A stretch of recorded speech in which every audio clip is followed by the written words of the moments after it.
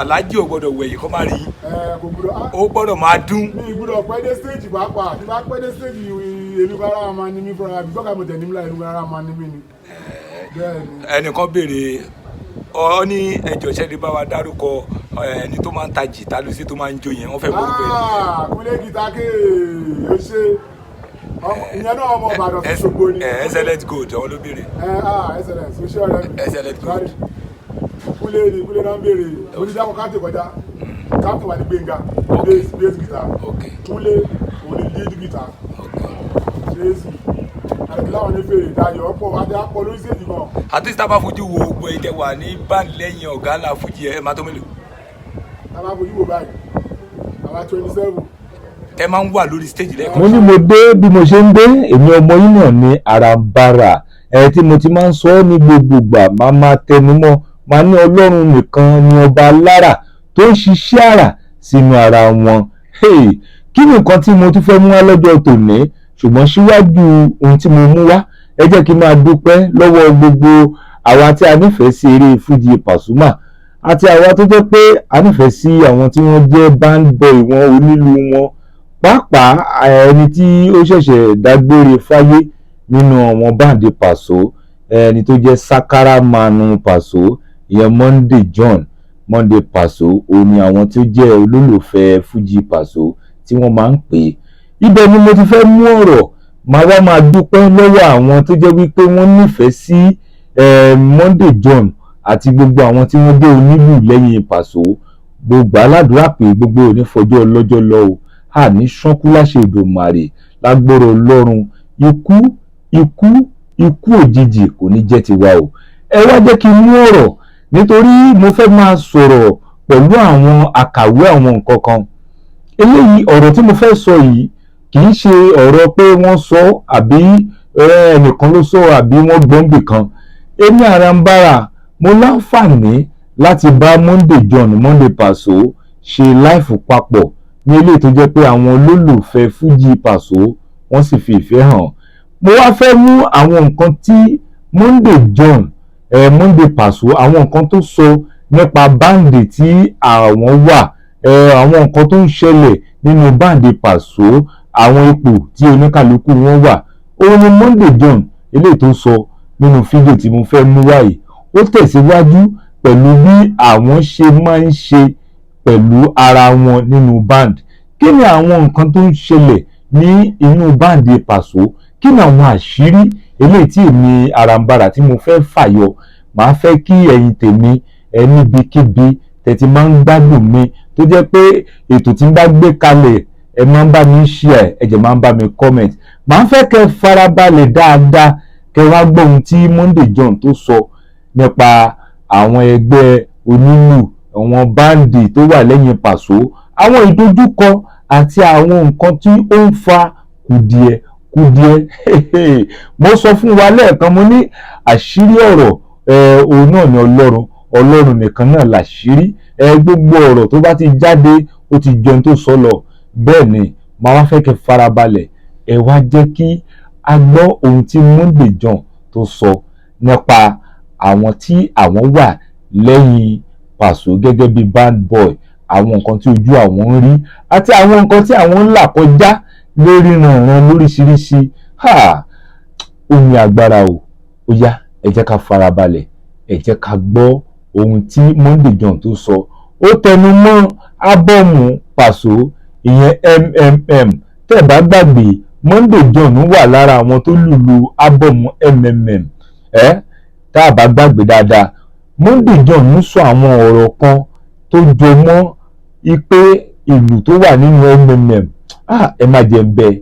ẹ jẹ́ kí a farabalẹ̀ gbọ́ ohun tó ń wí. Ó yá ẹ jẹ́ ká gbọ́. Ẹ ṣé púpọ̀ ẹ ṣé. kúlé náà ń béèrè onídàkọ káàtì kọjá káàtì wà ní Gbénga bass guitar kúlé òní lead guitar ṣéèsì àdìláwọn ní fèrè dayọ̀ ọ̀pọ̀ adé àpọ̀ lórí sèjì gan. àti sábà fojú wo gbogbo ìjẹ wà ní báńkì lẹ́yìn ọ̀gá ńlá fújì ẹ̀ máa tó mélòó. sábà fojú wo báyìí àwa 27. ẹ máa ń wà lórí stage lẹ́ẹ̀kan ṣe áńgẹ́lì ni Alhaji Pasuma áńgẹ́lì ni o. kò yí sí pé èèyàn téèyàn ń kó jáde kó bọ̀ tí ń ṣọdún mẹ́wàá 20 years 30 years tó jẹ́ ṣe ń tọ̀. bẹ́ẹ̀ ni alihamdulilayi. kò yí sí o. mo gbé fún wọn dáàdi mi o tó wáyé. kò yí sí kọlọ ń ṣàánú ìrìn àjò Alhaji tí wọ́n ti ń bọ̀ láti bẹ̀rẹ̀ pẹ̀pẹ̀ tí wọ́n bá débi tí wọ́n bá dé tí wọ́n jábọ̀ wọn ò ní ṣẹ̀sìn gbẹ̀yìn ayé wọn. gbogbo àwa tí a wá ń wò wọ́n gẹ́gẹ́ bí ànábì kan wọn ò ní dẹni yẹpẹrẹ lójú wa. in fact inú mi really dùn because tá a bá ní ká wò ó a máa wo Alhaji Wasiu Alabi Pasuma mọ́ àwọn tó ń bá wọn ṣiṣẹ́ mọ́ lára ni ọlọ́run ajẹ́jẹ́ kálíbàárẹ̀ kan yẹn kó. ọ̀gá mi tún láwọn fáǹsì kan nílùú Dublin gọ́ọ̀wé ìran pé bẹ́ẹ̀ bí ìdébẹ̀rẹ̀ gbàgbọ́dé Dublin iṣẹ́ tó gbúwa ọbẹ̀ àtúgbàgbẹ̀ wọlé sí London gọ́ọ̀wé tìjẹ́ lọ́wọ́ padà yẹn ó ṣú ọ̀gbọ̀n ọ̀gá wa ni kò fẹ́ gbọ́ Paso ní gbogbo ilé ayé ẹ̀ gbogbo ilé ẹ̀ Paso ní tìjẹ́ òun àti Lado àwọn méjì ẹran di gọ́ọ̀wé mu tìjẹ́ àti Lado àwọn ọ̀rọ̀ di gọ́ọ̀wé mu àwọn èèyàn mi gọ́gọ́gọ́ nìyẹn lọ́dọ̀ máa mú wá every time pé àlùlà Monday alpha sẹ́dà ká jẹ́ náà ó tó jẹ́ mẹ́ta ọwọ́ kan ni àwọn èèyàn ọ̀gá mi gọ́gọ́ nìyẹn. Mr. Ọlọ́runjẹ́dálọ́ Ìfẹ́olúwa Lukman wọ́n ní kẹtùbà dárúkọ captain band lẹ́ẹ̀kan sí. captain band wa ni Gbénga guitar bass òun ni lead bass Gbénga ni captain wa ń sìn. okay. Gbénga ni captain wa ń sìn. captain band ti wa àwọn ọmọ ẹgbẹ́ Paso Gbénga ni captain wa ẹ̀ ṣe gan. okay. bàbá ọba òun ni yálù ọmọ Òṣogbo orogi. kò sí wàhálà ìjọba lu one. ó pọ̀. Ọlọ́run ìjọba lu. ìjọba ìlú wọn sọ. Ọlọ́run ẹ máa jẹ́ kó mọ̀ pé ó ń bọ̀ lọ́nà. ọmọ eléégún ìjọba ìlú wọn ń bọ̀ o eléégún ti fọwọ́ sí gbogbo ẹgbẹ́ onílù ti fọwọ́ sí o. ìjọba ìlú dé. ìjọba ìlú dé ó ń bọ̀ eléégún ti fọwọ́ sí gbogbo àwọn ẹgbẹ́ onílù tó wà lágbàá lórí Àyànkúnlé dádì mi Pẹ̀rí tó wà ní Amẹ́ríkà àti tó wà ní lẹ́yìn àìdè àwọn dádì mi nìyẹn dádì bàbá àbá làwọn yẹn Àyànkúnlé àbá wọn pọ̀ lóríṣiríṣi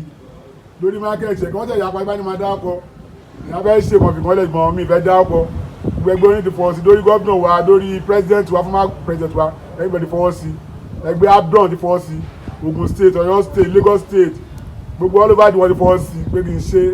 ìjọba ìlú dé ó ń bọ̀ lọ́nà ẹ ṣáà ti watch out thank you. ọjọ́ Wàsíù Ìṣọ̀lá wọ́n ní kẹ́ bá wa sọ̀rọ̀ nípa bàbá consolidé pé báwo ni àárín yẹn ṣe gbẹ̀kọ́ sọ àwọn olólùfẹ́ wọn nínú báńdì pé àwọn ò rí wọn dáadáa ẹ mọ̀ ẹ kò bá wa sọ̀rọ̀ pa wọn díẹ̀ Mr. Wàsíù Ìṣọ̀lá. ẹ ṣe gan sáwẹsẹ Ìṣọ̀lá wà kọsọdé wà ẹ mọ̀ pé tí wọn bá wà tó bá yín dàgbà wọn máa ń bọ́ sípò àgbà ni bàbá ọba làwọn yẹn bàbá ọba kọsọdé ò ń dúró sílé wọn máa ń lọ máa ń wá nìyẹn wọn báwọn yẹn wọn ti fẹ́ di American citizen wọ́n máa ń lọ wọ́n máa ń travel wọ́n máa ń wá ni ṣòye èmi náà tó bá yá ń sìn èèyàn táwà lẹ́yìn èmi náà èmi máa fi ẹni tó wà lẹ́yìn èmi náà lẹ̀ tó bá yá èmi náà máa travel lọ bí Consolidé travel máa lọ máa wá kọ́kọ́ wọn ṣe Consolidé akọ̀ wọ́n mọ̀ yan captain mi ni ẹ̀wọ̀n pé wọ́n ní ẹnìkan lórí ayé gbó tó bá yá ẹni tó wà bẹ̀ náà wọn náà máa tún gbé lẹ́fẹ̀ẹ́ lómi bọ́n ṣe ń tò nìyẹn kò lè dá máa lò lọ òun náà máa tún fi lẹ́fẹ̀ẹ́ lómi ni àtúnyẹ lómi ṣòye ń sìn kò ṣe pé Consolidé kúrò bá Consolidé wà ń báńdì àti wà ń báńdì náà àjọ ń ṣẹ́ ni ṣùgbọ́n ó máa ń lọ Amẹ́ríkà bẹ́ẹ̀ tó lọ Bàdígà síkẹ́tù ni o kò dúró lé ó máa ń lọ ń bọ̀ travel ń bọ̀ ni o ó ti fẹ́ di American citizen. ìjọba àlùmọ́ nǹkan tó ṣẹlẹ̀ nísìnyí ni pé kò sí iṣẹ́ tíyàn lè ṣe tó lè mú kí tí ò ní rí ìdojúkọ ká tó sọ ìdojúkọ tẹ́ ẹ rí lẹ́yìn Alhaji Wasiu Alabi Pasuma tẹ́ ẹ lè gbàgbé tó wá ń fa èrè tẹ́ ẹ ń jẹ lọ́jọ́ tó ní fún yín ṣé mo ẹni tó bá ní ìfaradà nǹkan ló máa ń jèrè so a máa sọ but ká tó sọ ẹ jẹ́ ká tó enjoy track the best ever Fuji track ẹ ká enjoy ẹ síwájú sí ká tó sọ ẹ jẹ́ kó àwọn olólùfẹ́ wa tó gbádùn ẹ̀ díẹ̀. ìjọba àlùmọ́ ká tó lọ sórí ìrírí yín ẹ jọ̀wọ́ báwo lè ṣe lè ṣe àjúwe orin yìí bó ṣe rí lára yín pé àsìnígbà tí ábọ́ọ̀mù yìí tó jáde. bàbá àdèkì ń ṣe rẹ́kọ̀dì ilé kọjá yamayama rẹ́kọ̀dì ilé pọ̀ gan tọ́ba nìkan pọ̀ bí iyẹ̀pẹ̀ ni iyẹ̀pẹ̀ sì yàn lè ká tán òun lọ rẹ́kọ̀dì money making machine ó pọ̀ gan kí ló dé àwọn kan fọwọ́ ta ṣẹ́gun àmọ́ pé báyìí ló ṣe máa rí akọ̀ fojú wo pé báyìí nǹkan tó máa kéré ni ìgbópa tó máa yábàá bó dìkan tó wá dìkan tẹ́ pé ó dìkan tẹ́ gbogbo àgbáyé hold gbogbo àgbáyé mo dárí pé orin wo ni pàtó tún ṣe pàtó òṣèré orí eléyìí ó kọjá bẹ́ẹ̀ o pé kí ló dé kí ló ṣẹlẹ̀ bàbá orin kọjá bẹ́ẹ̀ ní gan expect level tó orin wà rárá gbogbo kan náà ká máa fi ọpẹ́ fọ́lọ́run bá wọ́n ní kí wọ́n lówó lẹ́nu ọlọ́run ni gbogbo kan tó ṣẹlẹ̀ lórí rẹ́kọ̀dì ọwọ́ ọlọ́run ni kò yé mi wá ló yé mi rọ́ ni lórí rẹ́kọ̀dì ló kọjá bẹ́ẹ̀ ó ná káwọn oríṣiríṣi orin gbòòrò ká sọ pé mmm ṣá ó bá nǹkan míì jáde tó jẹ́ kí fújì tó fẹ́. ó túbọ̀ fẹ́ fújì jáde ni torí track tó wà nù ẹ̀ track ìgbéyàwó wà ti bẹ́ẹ̀dẹ̀ wà tó bá jókòó sún lé pé o tẹ̀ ń ronú track tó máa jí ẹ tó máa sọ pé kọ́ ọ máa ronú mọ́ no condition is permanent ó wà nù ẹ̀ oríṣiríṣi track ló wà nù ẹ̀ ṣe adúpẹ́ fọlọ́ alihamdulilayi adúpẹ́ fọlọ́ ọ àníṣe lásán ẹjọ́ ìdojúkọ yẹn ẹ jẹ́ ká wá lọ síbẹ̀ kò sí ẹ̀dá tó lè ṣiṣẹ́ jèrè tí ò ní ibi tí ó ti ṣubú rí àbí ibi tí ó ti gbomijé lójú ẹ̀ lẹ́gbẹ̀ẹ́ kan rí n tẹ́ fèsì ní èyàn alájí wa tẹ́ wá ń jọrọ ẹ̀ lẹ́nìí ẹ jẹ́ kọ́. lẹ́yìn kájà máa sọ̀rọ̀ ẹ̀jẹ̀ fún ọ̀yin alájí yẹn máa sọ yẹn náà máa sọ ìkan náà pé èmi náà tó bá wọn dẹ́ alájí tó bá ń ṣe dáàmú kan ọ̀gá olórin yóò lè kọrin gbogbo lọ tó nílò bá lámúra wàhálà ni tó bá róló olórin yẹn tó kejì wàhálà ni ṣùgbọ́n tó bá ṣe gbèmí ni ò ń sọ̀rọ̀ ó rà pé eré ẹni jẹlé ni lókè náà nà táwọn èèyàn dáṣẹ́ lẹ́yìn Kàmọ́ Láyìnlá drums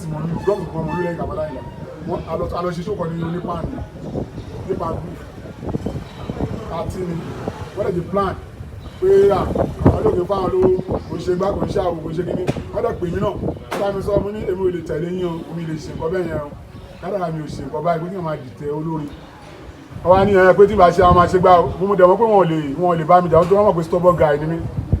wọ́n kò sọ fún mi ni wọ́n dẹ̀ dé mọ́ síbẹ̀ mo lè mo lè tẹ̀lé yín ẹ̀dẹ̀dọ́ nípa àjọ yẹn wọ́n pe on stage ọ̀gá tó wà lóṣèlú àwọn wọ́n dẹ̀ dáṣẹ́lẹ̀ kí wọ́n rí anybody wọ́n dẹ̀ ti test wọ́n lọ padà bọ́lá láyé fún lówó ẹ̀yẹ́ kí lọ́ọ́ ra lù wọ́n ní ṣe wọlé lùlù ni mo ní ṣe bí kíbọ̀dù wà ẹ̀fún lówó ẹ̀yẹ́ kí lọ́ọ́ ra lù jáde máa lọ́ọ́ ra lù nípa then pẹ̀lú máa lọ́ọ́ rán mi lọ́ọ́ ra lù nípa òun jẹ́ kí n mọ̀ bẹ̀ nípa bus stop ní Friday bus stop mo jẹ́ lọ́ọ́ ra lù yẹn nìyẹn mo gbẹ́ igi drum tí mo gbẹ́ sákàrà wọ́n kíbọ̀dù yẹn